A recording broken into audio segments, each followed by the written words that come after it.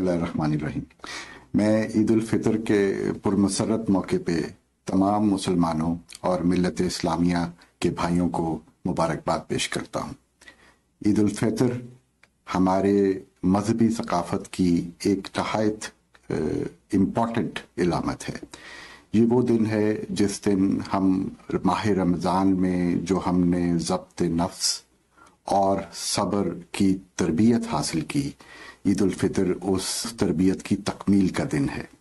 इसके साथ साथ ईद उल फितर इस अहद का भी दिन है कि वही ज़ब्त नफ्स और वही सब्र व इसार जिसका माह रमज़ान में मुज़ाहरा किया और अपने ऊपर लागू किया, हम बाकी 11 माह भी अपने ऊपर लागू रखेंगे और इंसानों की फलाह के लिए इसका इस्तेमाल करेंगे।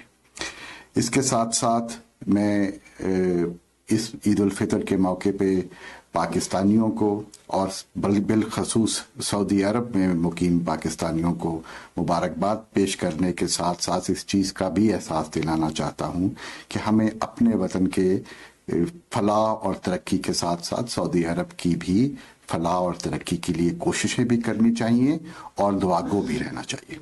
बहुत शुक्रिया।